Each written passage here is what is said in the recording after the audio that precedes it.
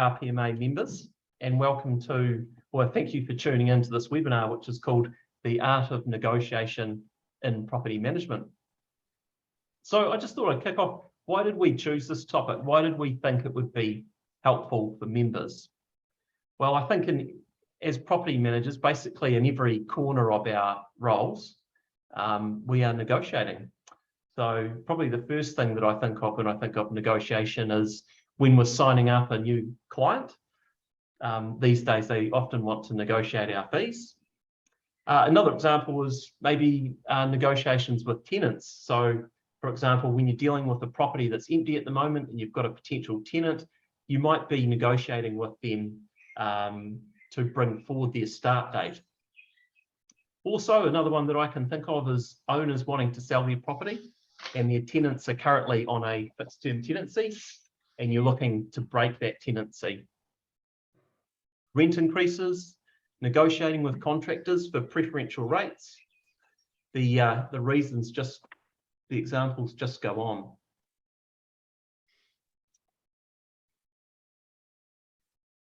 So the RPMA is here to help you with your negotiation skills. And how are we going to help you with that? Well, we've got some excellent panelists today that have huge experience in the field of negotiation. So without further ado, I would like to introduce our first panelist, and his name is Joel Thompson. Now, that photo that's on your screen right now, that's quite kind. He's usually not that good looking. Joel is in real estate sales. He's a sales consultant at Harcourts. Now, as you can imagine, in a falling market, Joel's having to negotiate daily to try and bridge the gap between buyers who have fear of paying too much at the moment and with vendors who are probably still wanting last year's prices. Am I right, Joel? Very right. Joel's pretty well versed in property management as well. He's operated a property management business that started around 2014. He operated that business successfully and then sold it and got into real estate. His wife, Tara, also owns a property management business and is an RPMA member herself. Fun fact about Joel, he is a Sparky in a previous life, and according to his wife, there is still a number of electrical jobs to do at home. So Joel will speak about identifying what you, as a property manager or BDM or principal, are actually selling, which might be things like trust and peace of mind. And why will he talk about that? Because it takes away the conversation from the client who's trying to negotiate your fees. It takes that whole discussion away from price. Okay, then we've got, I'll be speaking in the middle. I'm a director of Property Scouts New Zealand, and I've been involved in property management for about 10 years. I'm the deputy chairman of RPMA, and I brought my first rental when I was 19 years old, and now I own property basically in every property asset class, which is home and income, even a boarding house, an apartment, an Airbnb, a standalone house. So what will I talk about? I'll be talking about specific tactics to use when an owner is wanting to negotiate your fees. So I'll get very specific and sort of talk about some real life scripts that you can use when you do need to respond to an owner when they ask for a discount, when they want to negotiate your fees. Oh, my camera's gone off. There it is, it's gone back. Right, our third panelist is Kyle Weir. Now he looks a little bit like me, and that's because he's my brother. Kyle comes from a really great angle for this webinar because even though he's got no property management experience, he is a landlord himself with properties both in the North Island and the South Island, and he uses property managers. Now, Kyle is the head of business performance at Belron. You may not know that name, but it is a multinational big corporate business, and it owns household businesses in New Zealand such as Smith & Smith, Exceed and Laser Group. Now, negotiation is a big part of Kyle's role. on any given day, he'll be negotiating contracts, wages, and agreements. So it's neat to have Kyle's perspective in this RPMA webinar. So without further ado, we're going to kick off with Joel. And like I said earlier, Joel is going to be talking about negotiating by adding value. So Joel, I'd love to hand over to you. Perfect. Thanks, everyone. Good morning, and thanks for having me. Obviously, my name is Joel Thompson, and I'm currently a licensed real estate agent at Harcourts. I do have a property management background, like Ryan said. I grew from 0 properties to approximately 140 properties and sold in around 2016. It took me about 18 months, and there's a few angles I like to take when negotiating deals. Now, negotiations can be quite complex, and there's no real silver bullet. There's a couple of topics I'm going to try and cover today. And the first one is about being able to identify what we are actually selling. I don't believe it's as simple as saying property management services. The second is about adding value to your service and therefore being able to justify charging a premium, or at least on the higher end of the industry standard. So what are we actually selling? Now, I like analogies, so I'll take the McDonald's model. Now, I'm sure everybody's heard of McDonald's, unless you've been living in Timbuktu, or you've heard a business analogy about McDonald's. Now, there's obviously a good reason, right? With McDonald's being one of the most successful businesses in history, not just of our time. McDonald's was able to double their yearly profits in 2 months by introducing drive-thrus. Now, why is that? Obviously, after a huge amount of research and thought, McDonald's came to the conclusion that no one went to their restaurants because they want a nutritious meal. They wouldn't take their partner there on a date. They figured out, whether it be by accident or on purpose, that they don't sell burgers, they sell time. After rugby practice, swimming lessons, whatever the case may be, parents would call through the drive-thru to buy dinner because they're short on time. Now, how does that relate to property management? What is it we actually sell? Trust, convenience, time, and most importantly, I believe, is peace of mind. To better understand how to negotiate, we need to know what we are actually negotiating. This needs to be reflective, obviously, in our marketing, our language, and the way the public perceives our business. If we can convince our owners that we can be trusted, we can save them time and give them peace of mind, we will always have a far higher chance of achieving a premium rate. If someone calls you to inquire about your service and the first question is, what do you charge? And I'm talking with other property managers, what does that tell us straight away? That they don't trust any of us. And therefore, to win the business, the first thing people do is drop their management rate to make choosing us more attractive, instead of explaining why we charge what we charge and how owners aren't comparing apples with apples. For example, Coca-Cola, is that the best soft drink in the world? Or is Heineken the best beer?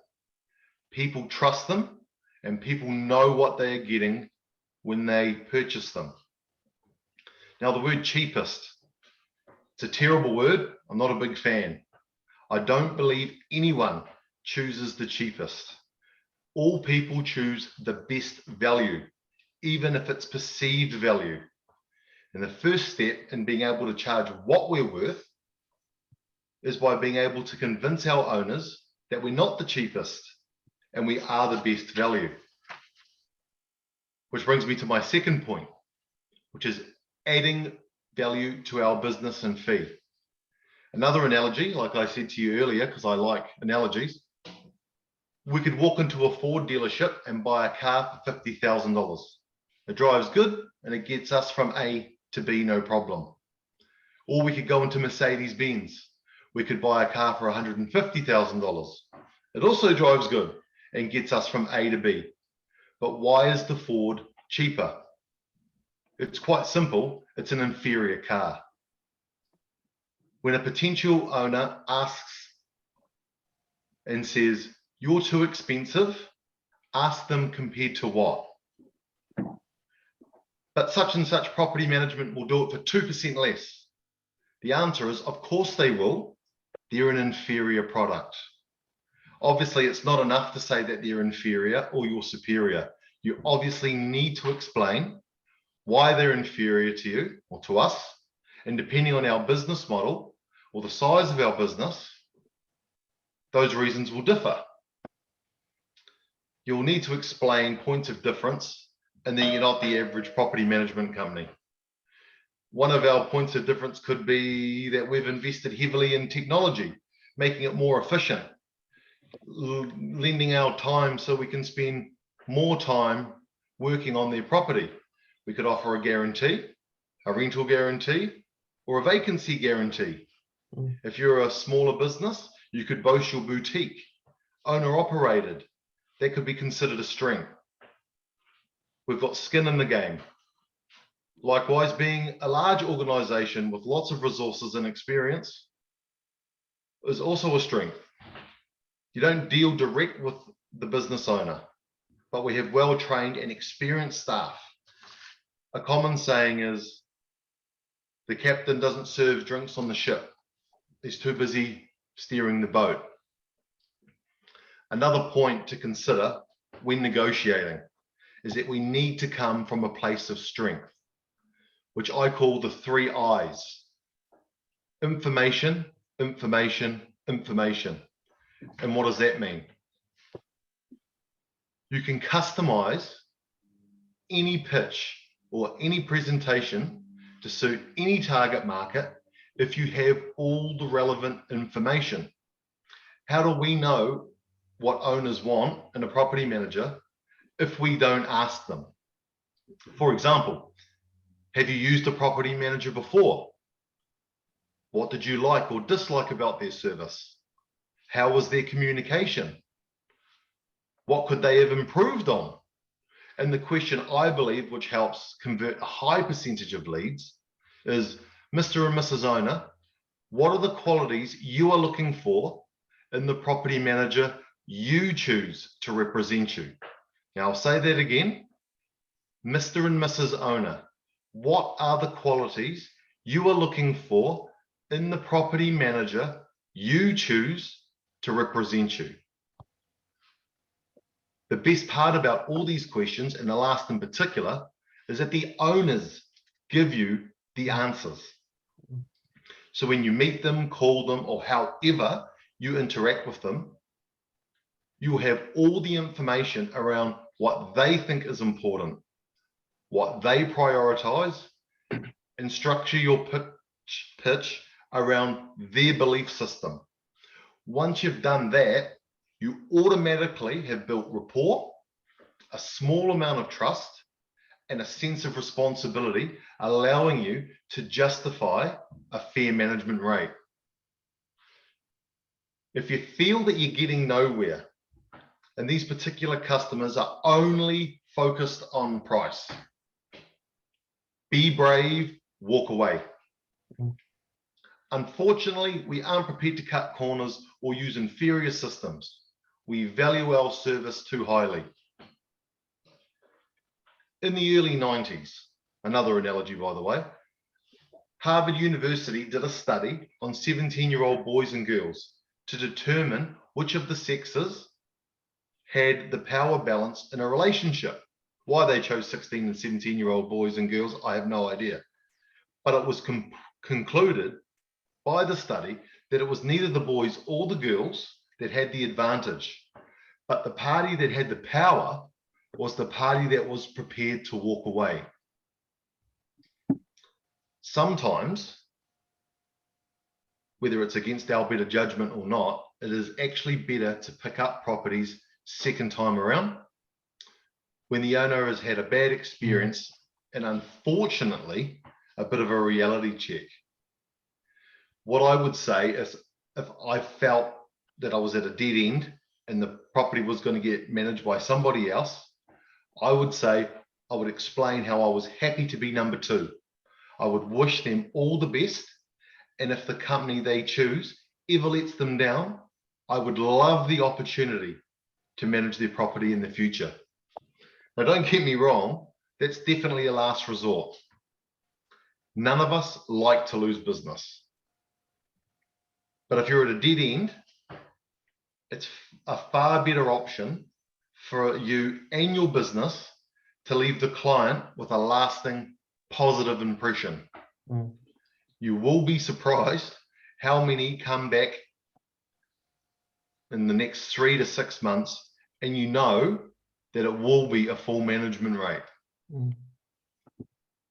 Now, that's all from me. I believe Ryan will go into a bit more detail and taking an analytical approach towards negotiations. If there's any questions, I'm happy to answer them at the end.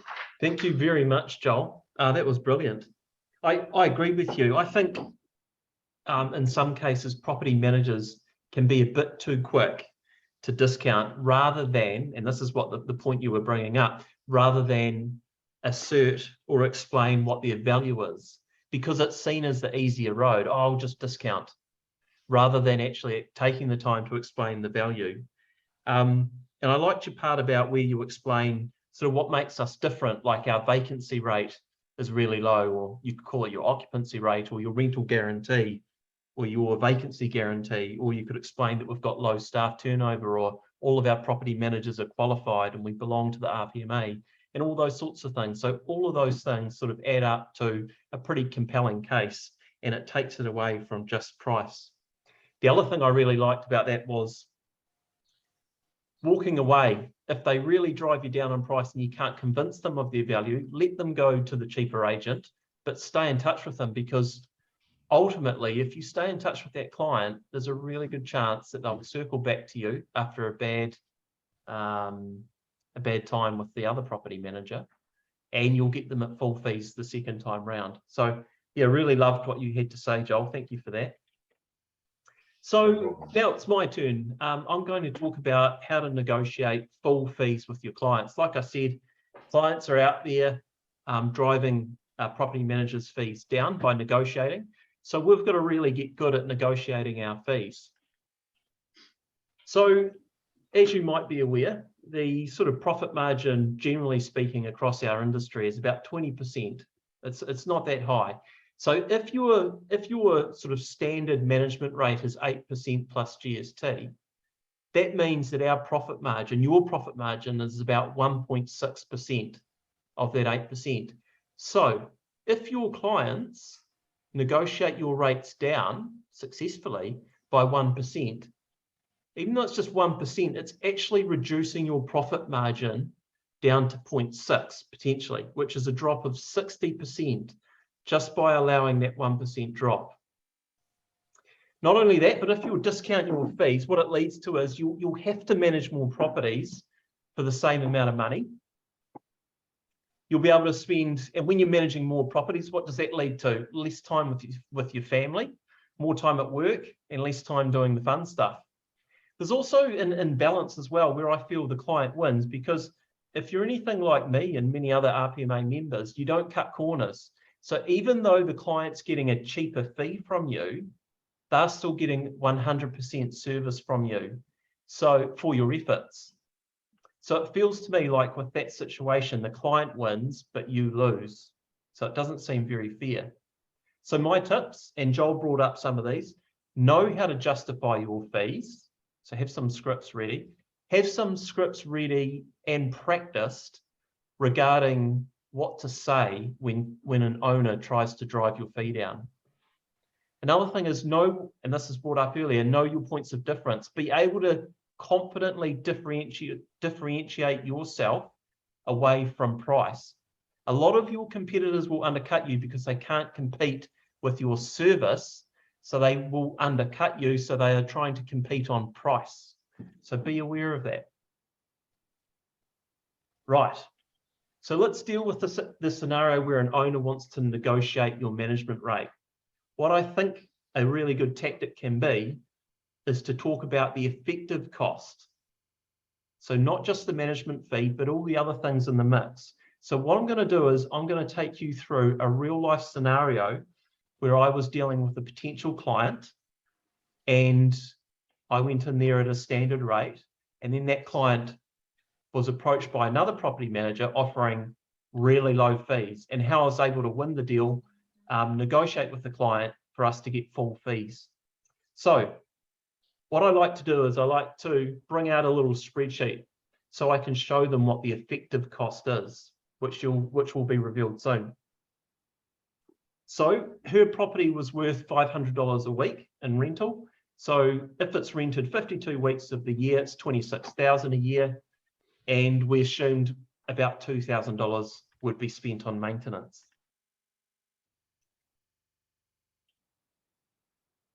Right, so this is what the client was offered by another property manager, undercutting us, basically trying to buy the business and offering a very cheap management rate. So they don't have any admin fees, no new tenancy fees, no routine inspection fees. It was just a management fee of 6.5%. So I explained to the owner, based on her property being rented all year round, should pay $1,943 in management fees. Conversely, what she would pay with us is on the right-hand side of your screen. Our admin fee was $383 a year on average, and our management fee was 7.9.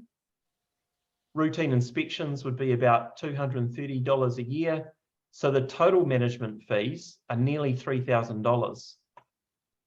So the difference between the two is about $1,000. So going with us, on the face of it, is about 53% higher. So now it's about educating your client to what we mean by what is the effective total cost between the two property managers. And that's what I'm going to show you next. So keep these figures in mind that we've just seen on the screen as we go to the next one. So what we do is we do some analysis on the property manager that's gone in with the really low fees. So we assumed, and we've got information to back it up, that their vacancy rates are about 5%. So what that means is 52 weeks a year times 5%, it's going to be empty for about 2.5 weeks a year every year. Now, you don't just pluck that number out of thin air, you actually research it and you find out what the competition is doing in terms of vacancy. Look up their listings and see how long they've been empty. And be clear with your owner that that's an assumption that you've made, but you've done your research. So in this case, we assumed that it's going to be empty for 5% of the time. So 5% of the total rent of $26,000 a year is $1,300. And you've got to tell your client that is a cost. That's a true cost because you're going to lose money. The other property manager also charges commission on maintenance. So we put that through. Remember, we assumed $2,000 a year would be spent on maintenance. So the other costs are $1,449. So the real cost, which is made up of the total management fees and the other costs, now comes to $3,393. So now we're starting to show the owner total cost.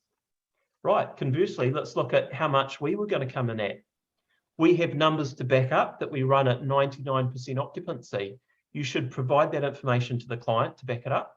So there's no assumption being made there. So at 99% occupancy, that means there'll be 1% vacancy, which would be about half a week every year. And that equates to $260 per annum. So all of a sudden, our extra costs are added in on top of our management fees. So our real cost is now $3,235, and it's actually lower than the competition. Not only that, but you can start to talk about why and how the property manager that you're competing with can charge such low fees. So let's have a look at that now. The obvious answer is they're managing a ton of properties. So what I like to do is I like to show how many minutes a week a property manager has to manage properties. So let's just say if you take off a few breaks and things, the property manager has 35 hours a week to manage its portfolio, which is 2,100 minutes. Now that property manager we were competing against, we knew that they were managing around 190 properties in a portfolio. So that works out that that property manager can spend 11 minutes on your property, is what you say to the client. Conversely, let's look at us. We're running a property portfolio. Your property would go into a portfolio of 75 properties. That means we can almost spend 3 times as much time caring for your property, 28 minutes instead of 11 minutes per week. Who would you rather have your property with? So that's a little tactic I like to use when another property manager is undercutting you. And it, once again, in a nutshell, it's just about taking them back to what is the total cost or the real cost. So that's done by factoring in your occupancy rates and also commission on maintenance if you don't charge commission on maintenance. Okay, right. We're going to go on to some scripts now, and these scripts have come from the IGT guys over in Australia, so full credit to them. I'll put their information under the video towards the end. So I'd like to take you through a few scripts. So I'd advise you to get a few scripts under your belt. You only need to know 2 or 3 and be able to do them really well. So find someone to practice with. And let's begin with the first one. Okay, so the first one is called the Kia versus Toyota, and it's used when you get from a potential client, but the other agent is cheaper. So what you can respond with is, sure, the other agent is cheaper, but so is buying a Kia versus a Toyota. A Kia is cheap because it's made with cheap parts that are likely to cause more issues along the way. Lots of little issues are annoying and more costly in the long run than if you just bought the Toyota in the very first place. Paying for quality up front maintains the value you get the whole time. Our agency is no different. So that's a really good one. Here's another one. And it's for use when you're sort of saying that the other agency cannot compete on service. So let's dive into it. So these are the sort of examples that you'd use this in is if a landlord says to you, if you can't match your fee with the other agent down the road, then I'm going to go with them or something. Or the other agent can do it cheaper. The other agent is only charging X%. So you could respond with, Mr. Smith, we are aware of the fees other agents are charging, but they know what our fees are as well. Despite being aware of this, knowing that they cannot compete with us on service to win your business, they have instead adjusted and discounted their fees in line with their service levels. I think we all agree that you pay for what you get. Otherwise, they'd be charging the same as us. That's another good one. Another one, this is for when you come up against an all-inclusive fee from a competitor. But so you use it when a client says, but the other agent charges for everything all-inclusive from only X%. So a way you could respond to that, Mr. Smith, the management fee covers the rent collection, overseeing repairs and the general day-to-day management of your property. To keep our management fee base low, we need to charge the other fees as they happen, only when or if they occur. If we rolled all our fees into our management fee, then we would likely need to charge double our current rate. No doubt you'd be unhappy with that. So if the other agents have charged you a low fee that includes everything, then you need to ask, what happened to the other fees? Sort of angling at corner cutting there, isn't it? Right, we've got our fourth and final script, and it's around what service would you like me to leave out, Mr. Landlord? So it's used in case they say, if you can match your fee with the other agent down the road, ... the other agent can do it cheaper. The other agent is only charging X. So what you could say is, Mr. Smith, for us to remove a portion of our fee or to do it cheaper, we would also need to remove part of our services, whether it's tenant selection, chasing late rent, or doing inspections. Everything we do is essential to the overall management service. Given we provide 100% quality service as you'd expect and deserve, we must maintain our fee structure in order to do so and to deliver. So that's the end of the scripts and my part of the discussion. Thanks for listening. And now I'll pass over to Kyle Weir, who would like to do contract negotiations and negotiation techniques. So Kyle, I'd love to pass over to you. Are you still there? Yeah, Nate, I'm still here. Am I coming through loud and clear? Yes, you are. Nate. Hey, now I can't see myself, so I hope everyone else can see me. And Ryan, thanks for the introduction. You pointed out I do look somewhat like you, though today I acknowledge you're in a shirt and you're shaved. I'm in a t-shirt. I'm here roadside in Wanaka, but I am wearing pants and shoes. So if you're in shorts and jandals, that's certainly one up on you there. Now, I can't see my slides, but talking to contracts and negotiations, just before I do, oh, hold on, here we go. Hey, g'day everyone. Just before I do, I want to acknowledge Joel. Yep, absolutely, Joel. You spoke particularly well and on information. I've got a wee touch on that myself.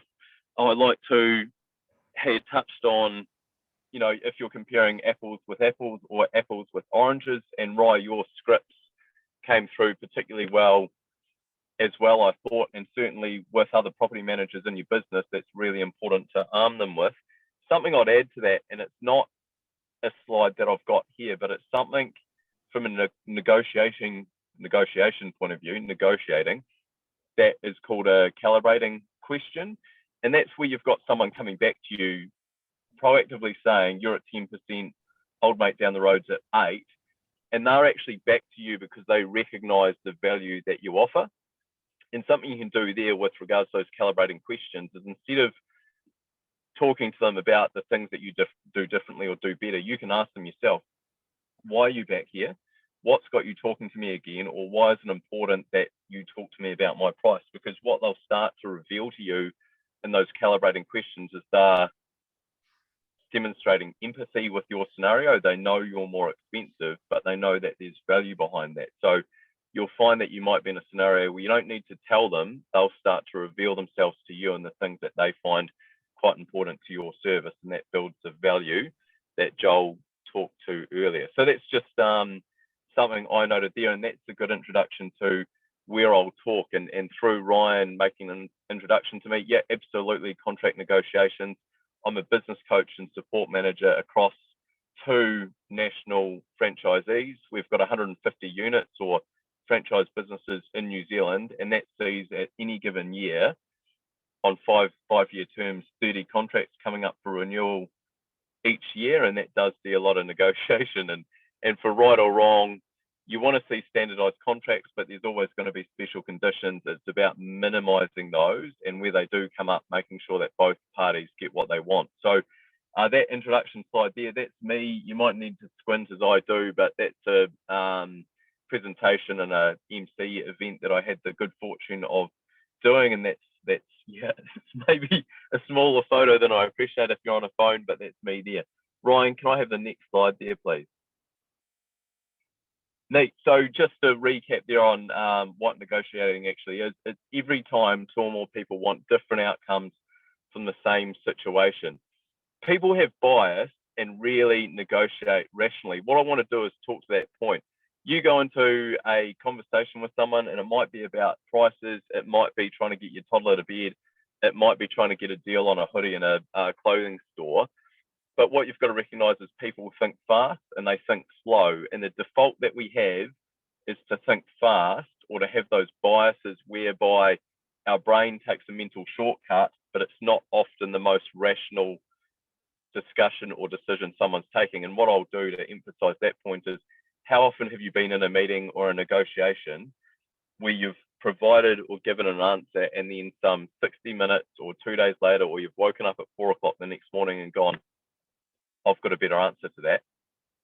And you think, goodness, if only I'd known that at the time. And that talks to the bias we've got in terms of the way our brains work. And that's something we've got to mitigate or think about when we're talking to other people. And that's to the next point I've got there. The best negotiators connect consciously with others. And that's some of the empathy I talked about when you've got someone coming back to you saying you're at 10%, they're at 8, they already know the answers. It's that connection that they need that they're trying to create with you and vice versa.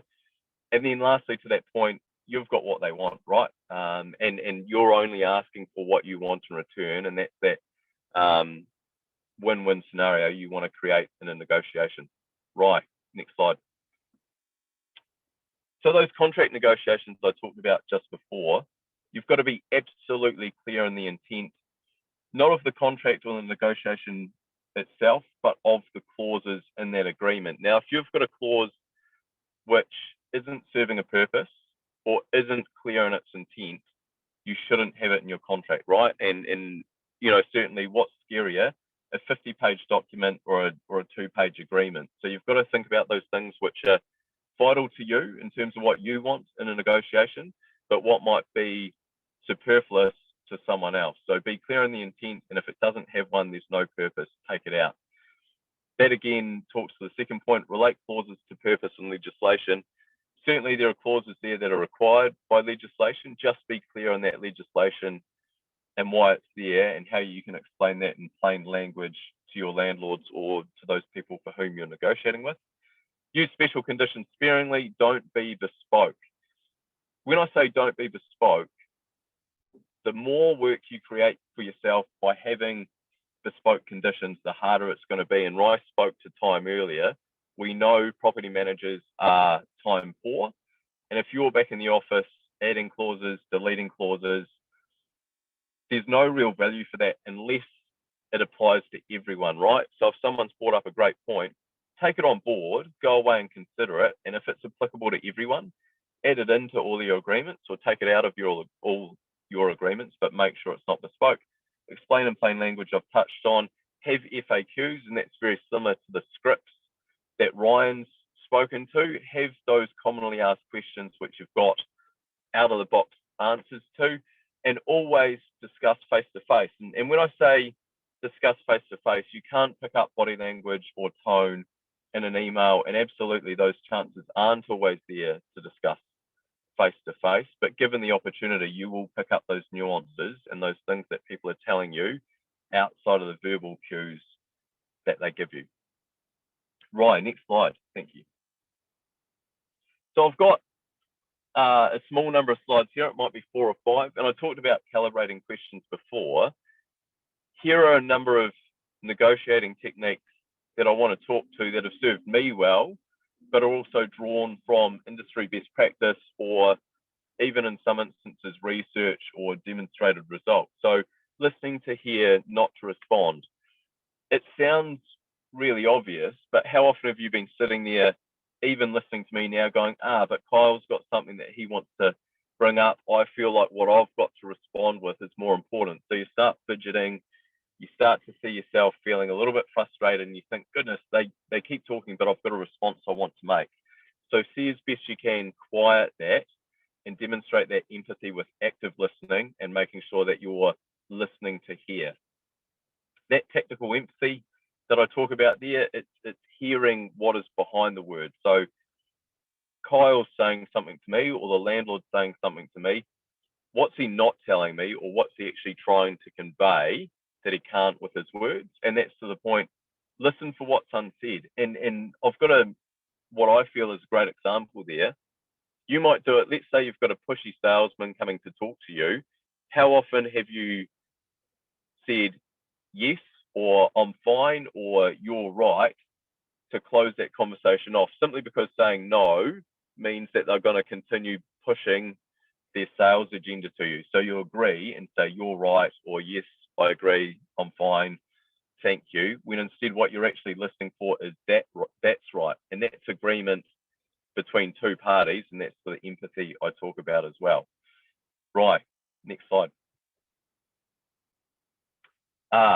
This one, I talked about active listening just a moment ago and not listening to respond.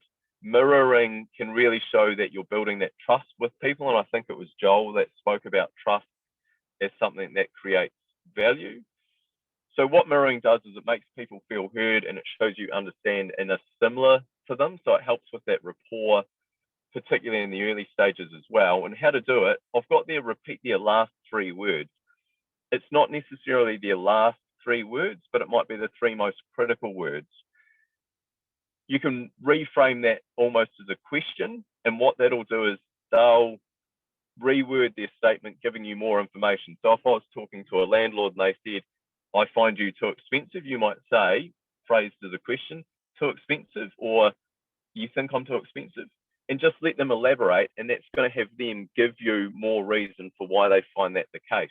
And there's actually some research being done into this where 2 control groups between wait staff, one of them were taking your dinner order, I'll have the steak and the red wine and the side of broccoli, and they were saying, yes, I've got your order, thank you, and they'd go back to the kitchen. And then you had some wait staff who would say, you wanted the steak with the red wine and the side of broccoli. And what happened with those wait staff, it's an American example, but those that mirrored, repeated the order back to the customer, got 70% more in tips than those that simply said got it. So it demonstrates the connection that's built and the reward for the people that build it. Right. Labeling, this is a trick to, again, build that empathy, but make people feel heard, and call out behaviors which may be conducive to the relationship or may not be conducive to the relationship. So you validate their emotions, and you can say, you seem angry or frustrated, or like you don't feel you're getting a good deal.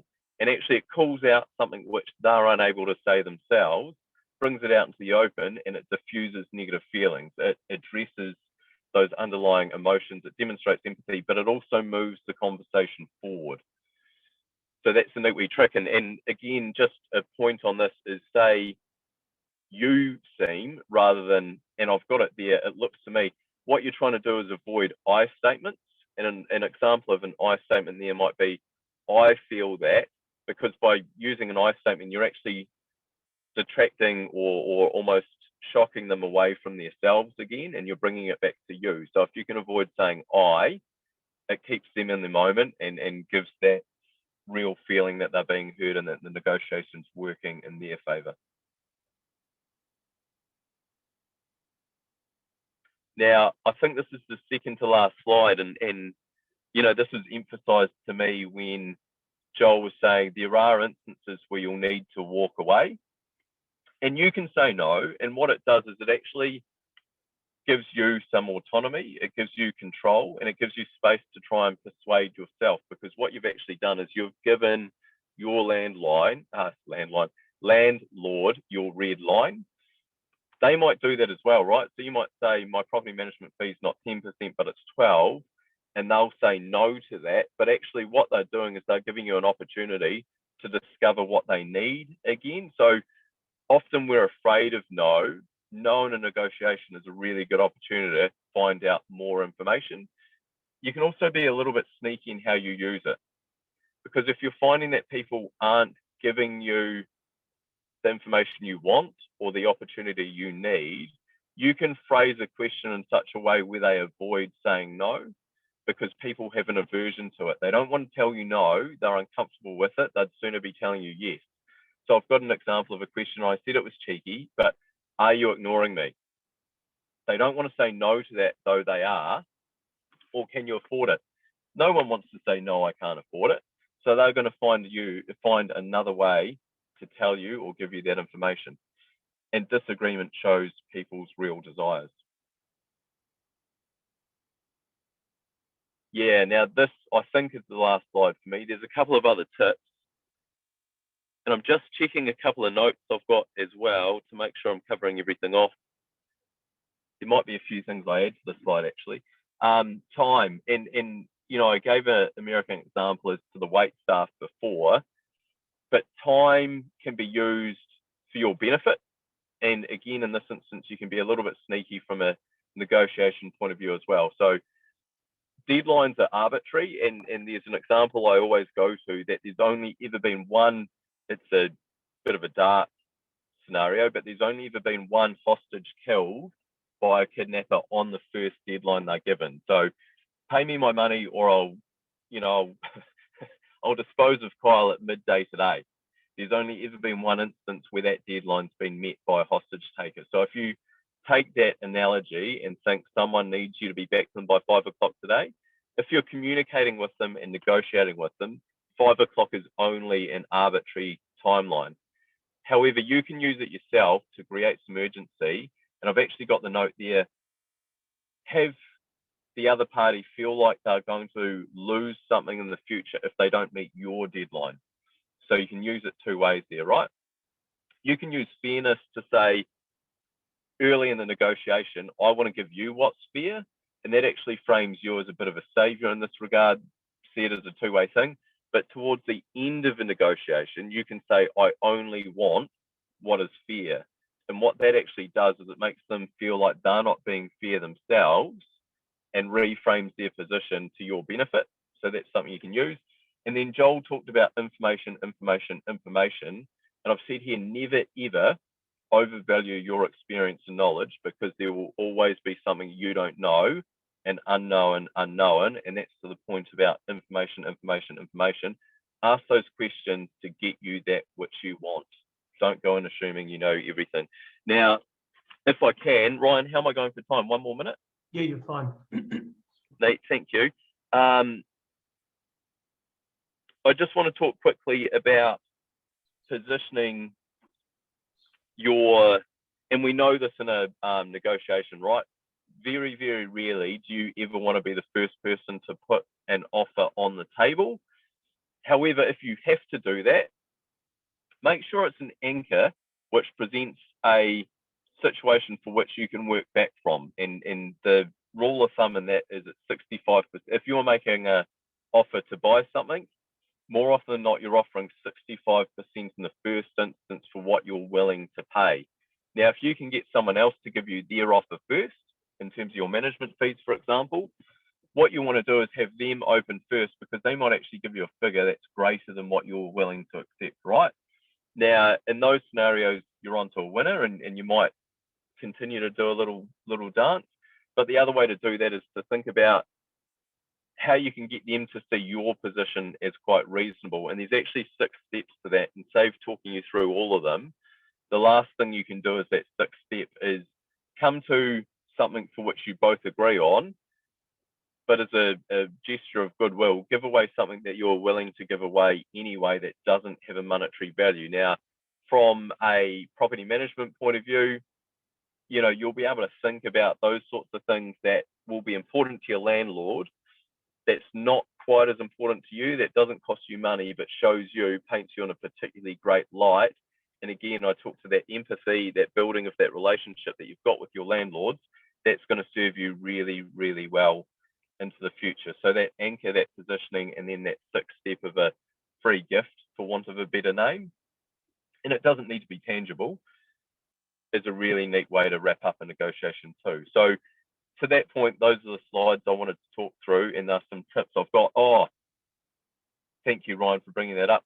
There's a number of books. So I talked about the experience I've got across a business and coaching career, but there's certainly things that you can do because you're always learning, and I'm a big fan of reading books, and I cannot recommend these books, particularly the first 2, enough. So if you're only going to buy 1 book for Christmas this year, I'd make it Never Split the Difference by Chris Voss. He's a former FBI international hostage negotiator, and it's from him that I took that story about on the one instance where that hostage taker kidnapped some people and shot one on the first deadline. Great book. Thank you, Ryan. Kyle, hopefully I'm back on the screen now. Yeah, so I started to jot down some of your really good points in that video, in that during your turn, Kyle, to summarize at the end, but I just started jotting down pretty much everything. It was very psychological. I really liked it. But if I was to choose one of my favorite things, it was probably about that labeling, like saying things like, it seems to me. And it sounded like if you use that technique, you can really unearth a blockage quite quickly that you're having in a negotiation. So yeah, that was my favorite one. But as I said, I thought they were all quite good. So now that we've heard from every speaker about the art of negotiation and property management, thanks to the panelists, Are there any questions that have come through? So attendees, if you do have any questions for our panelists, you can pop them in the Q&A box. Feel free to do so. Speaking of operational side of this webinar, I got a text earlier from Kyle saying that my video wasn't showing and Joel's video wasn't showing. So I apologize for that. There are a number of controls to manage during a webinar, and I haven't mastered it yet. Probably a bit like driving in an Airbus 747 or something like that, but I just can't juggle it that well. So if you do have any questions, as I say, pop them in the Q&A box,